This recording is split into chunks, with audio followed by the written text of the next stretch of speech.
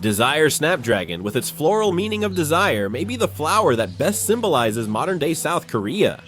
Through desire, we achieved democratization and industrialization in the past, shattering the evaluation that it would take at least 100 years for this country to recover, becoming a top 10 ranked nation in the world. It was a great nation that set an unprecedented anthropological record, but desire turned into blinding greed. We only listened and looked as we pleased, so the nation slowly started to crumble. Daehanminguk has fallen from its past splendor, like this fading Egigyeom Hocho. The year is now 2025. Daehanminguk faced the greatest crisis in its founding history. Currently, Daehanminguk was also one of the countries with the most conflicts. They just weren't pointing guns at each other, but the country was split in two. In politics, gender, generations, and nearly all fields, people accused others of being wrong and traded insults. Moreover, the 2024 emergency martial law incident with ex-president Yoon Suk-yeol led both sides to cross a point of no return. As a result, the country couldn't regain its former glory and continued to decline. It kept getting sucked endlessly into a deep, endless darkness. Of course, there were definitely some people who tried to make the country great again.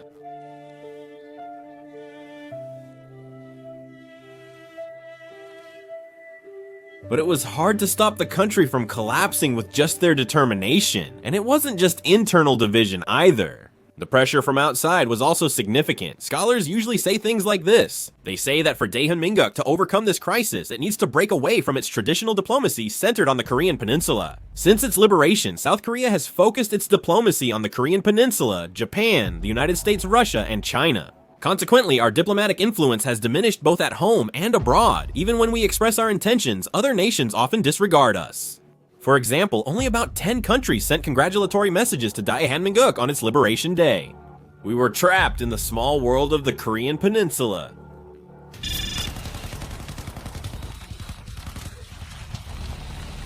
The target is the tank up ahead. We destroy that tank and then advance into the enemy brigade command post. Fire at will.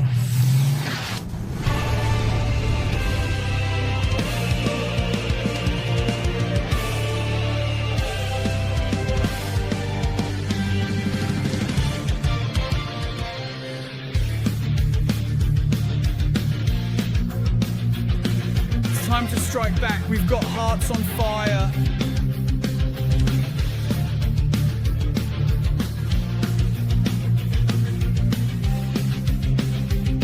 Under these skies.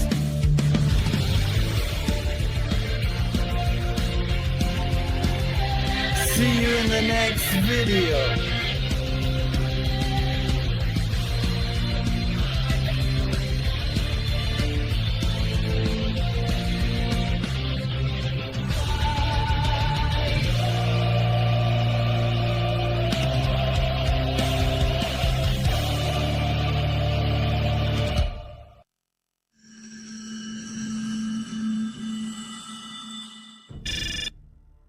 Korea's domestic and international influence was increasing. In 2024, defying everyone's expectations, President Donald Trump was elected as the President of the United States.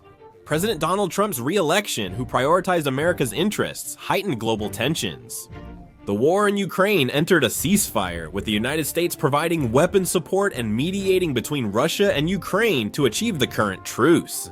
Russia was able to catch its breath, and the United States began to pressure most of its allies by demanding an increase in defense spending.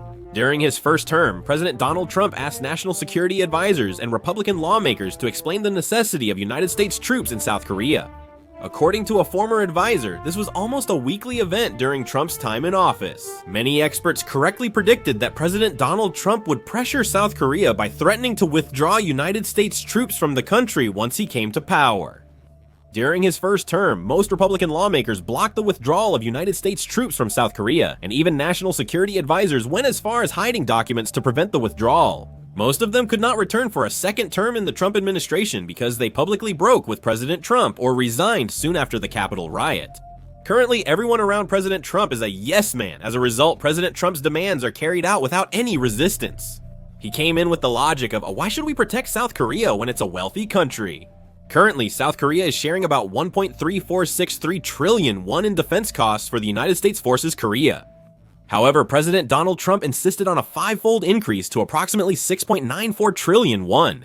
South Korea felt the defense cost increase was unreasonable, leading to prolonged negotiations. In response, President Trump withdrew some United States troops from Korea, disregarding South Korea's situation. The United States Congress revised the National Defense Authorization Act, allowing the number of United States troops in Korea to be reduced from 28,500 to 22,000. This demonstrated the true extent of influence wielded by Donald Trump, the United States president. They also enabled United States troop rotation in Korea, circumventing the National Defense Authorization Act. Consequently, only about 15,000 United States troops remained in Korea, causing a significant security crisis for the country. In Korea, public support for developing nuclear weapons was growing, alongside rising negative sentiment toward the United States. To maintain trust with Korea, the United States devised a plan allowing Korea to fight a war independently without causing damage to the United States if a conflict erupted in the future.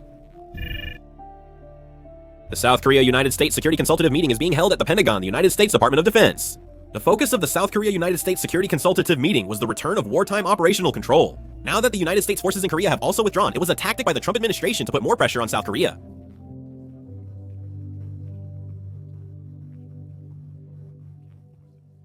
Under the condition of the well-maintained combined defense posture. If this happens, the efficient wartime military support between South Korea and the United States Is impossible, Mr. Secretary, you're overreacting.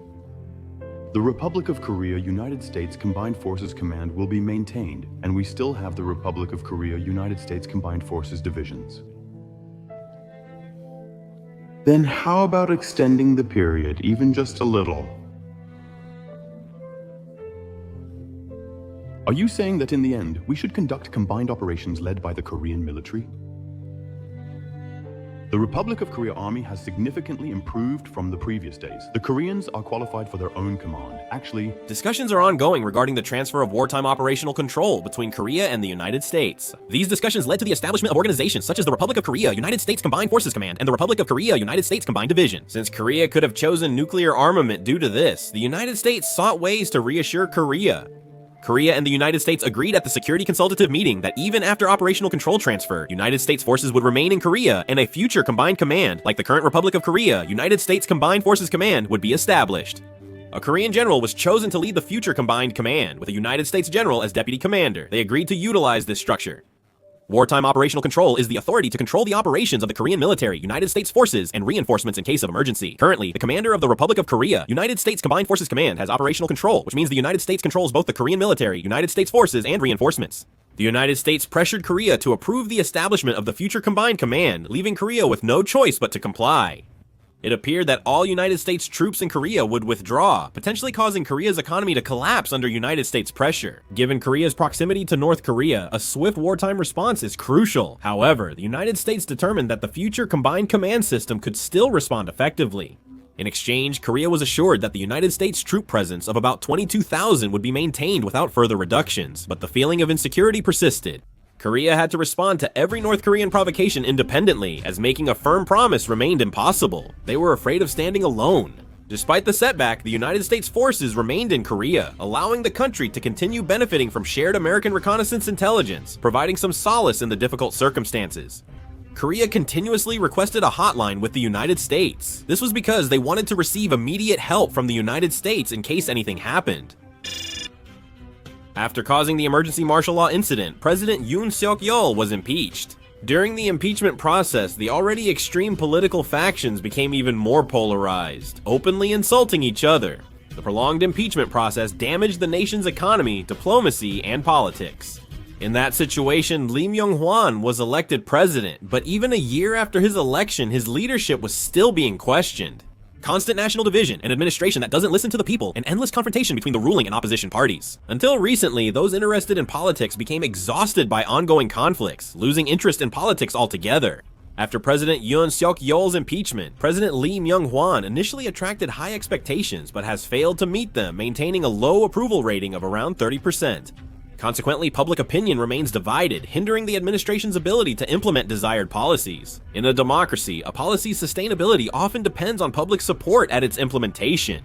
Due to lack of public support for President Lee Myung-hwan, the policies couldn't be properly implemented and impeachment talks were ongoing. Additionally, South Korea began to be perceived as a diplomatic pushover. He allowed a partial United States troop withdrawal from Korea, conducted diplomacy submissive to Japan, and implemented hasty policies toward China that hurt the industry. He also engaged in failed diplomacy with Russia by signing a de facto military treaty with North Korea. As a result, neighboring countries have come to see South Korea as an easy country to deal with.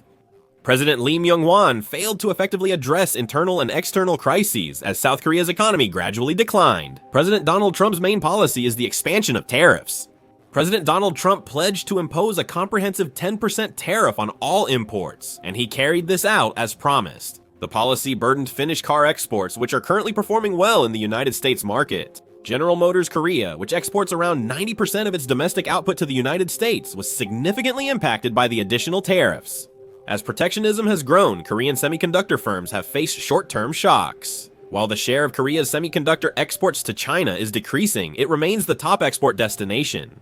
However, as the United States focuses on containing China, the semiconductor industry has inevitably been damaged. Moreover, after the martial law incident, uncertainty about Korea rose, halting investments and exacerbating the damage.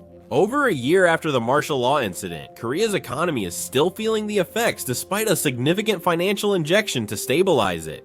The Korean economy kept collapsing. Mr. President, I think the Trump risk will only grow bigger from now on. There's even talk of Trumpflation now. Trumpflation? What does that mean? The term combines President Trump's name with inflation, reflecting the industry's current concern over trade risks. Then what do you think could be a solution? Right now, the secretaries are running around trying their best, but it's not easy at all. The situation wasn't very good. All the economic indicators like birth rate, economic growth rate, population, and market capitalization were declining. The only thing going up was the price of water. Life became even harder for ordinary people.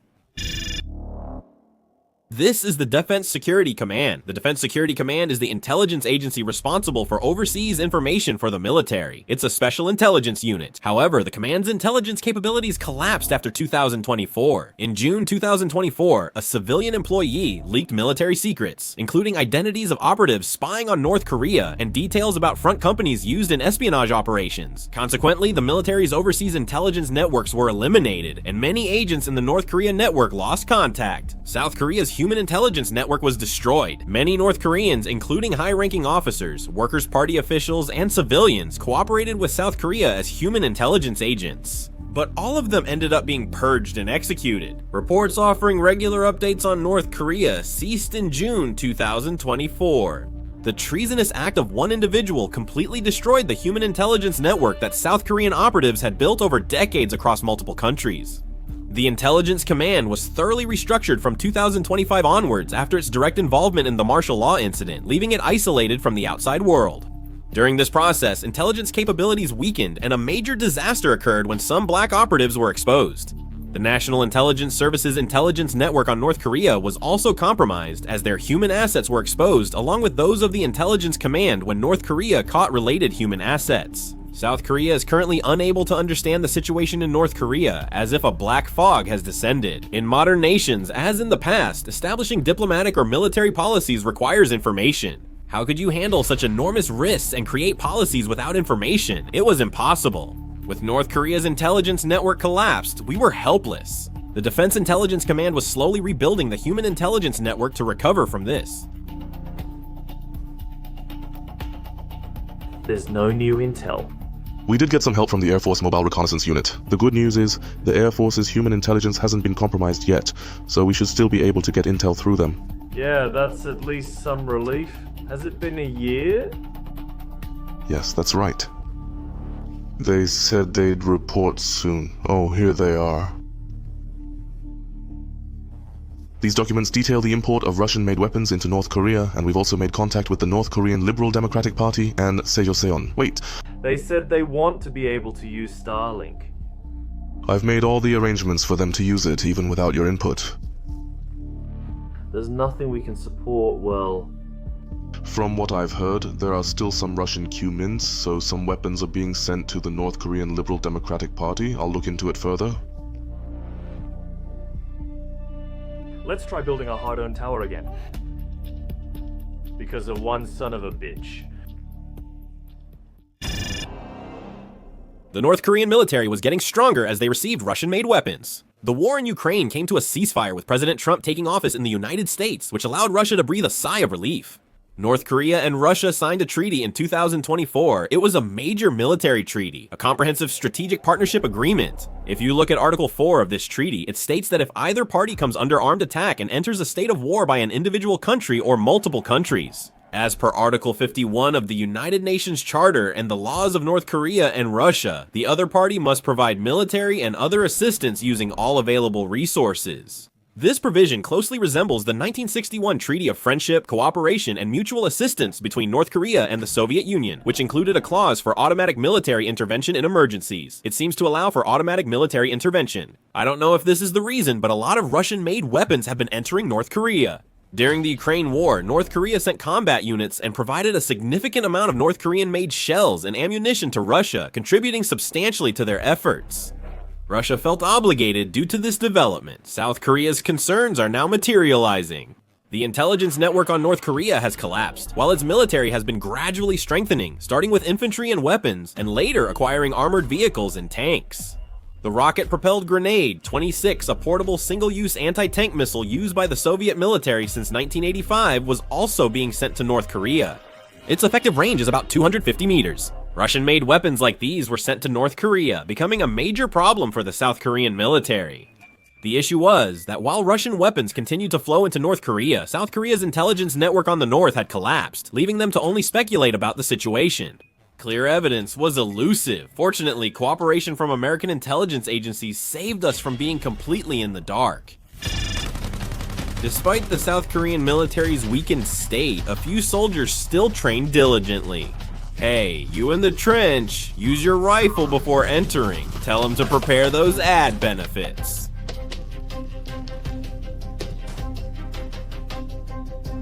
KCTC, you say? We conducted numerous large-scale combat training exercises close to real combat throughout the year, which provided valuable experience similar to actual warfare. The United States and Israel are the only countries with advanced scientific training centers like this, but now, most Army soldiers in frontline divisions can train at KCTC at least once during their service. The reputation of the Jong-un unit is particularly well known among Korean soldiers. They've shown incredible feats, like jumping off cliffs to wipe out enemy bases, or one person taking out 40 enemies. Basic combat knowledge is not only in their minds, but also ingrained in their bodies, resulting in an inevitable difference in combat ability. However, the Korean army was in a difficult situation. It was because, in today's world where the treatment and status of soldiers have greatly deteriorated, there was no one who wanted to become a soldier. The number of officers and non-commissioned officers being discharged increased by several tens of % compared to the prior year. Many leaving the military were in their 20s and 30s, the backbone of frontline combat power. The skills of officers operating the three-tiered weapon system are the true core of combat power. The unprecedented departure of sergeants, staff sergeants, and captains, coupled with the lack of junior officer recruitment, is now disrupting the entire military officer personnel supply system. On top of that, as the population decreases, the number of troops has also dropped sharply. Due to the low birth rate, it's already been a long time since we fell below the target of 500,000 active troops. The number of troops decreased from 690,000 at the end of 2002 to below 600,000 by the end of 2018, and it took only 4 more years to drop below 500,000. Evaluations suggest that the military's combat power has significantly declined due to troop supply problems. And since every man with arms and legs was being taken into the military, there were countless problems occurring during military life.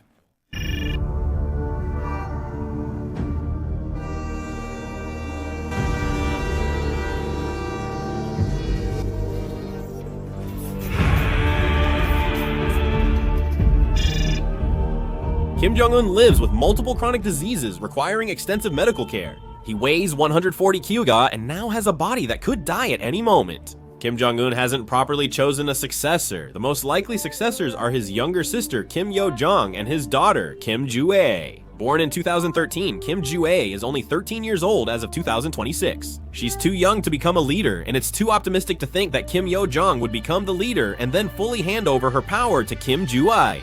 Predictions suggest that if Kim Jong-un were to suddenly die, a significant power struggle would erupt within North Korea. Breaking news: an event that could completely overturn the situation on the Korean peninsula is about to occur. North Korea's Korean Central Television officially announced Chairman Kim Jong-un's death at 6:41 p.m. today. The South Korean government and military were extremely tense after hearing of Kim Jong-un's sudden death. To prepare for potential provocations, Air Force aircraft were deployed near the demilitarized zone, creating a tense atmosphere. A meeting of key military commanders was held via video conference, and preparations were made for what might happen next. so that North Korea does not make a miscalculation and carry out a reckless provocation. Maintain a firm security posture based on the Republic of Korea-United States alliance. Kim Jong-un's sudden death threw Northeast Asia into chaos. The Japanese self-defense forces and Chinese military have heightened their alert status and increased the use of key intelligence and reconnaissance assets to prepare for any potential scenario. In particular, China was even showing signs of moving its troops.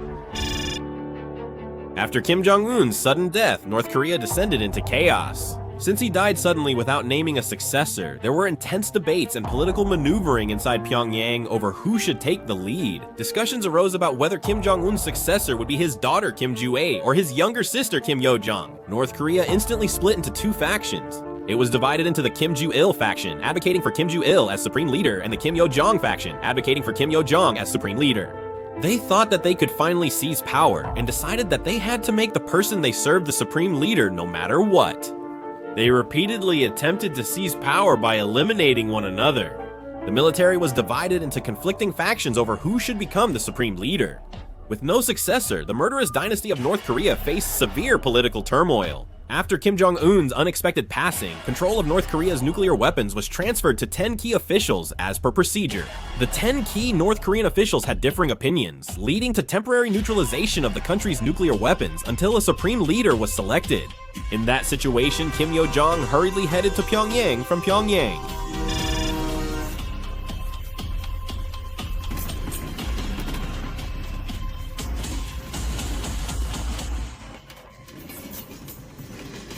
On that day, Koreans anticipated the most significant event to ever impact the Korean peninsula. The humiliation of being trapped in a cage, the fate of 70 million people.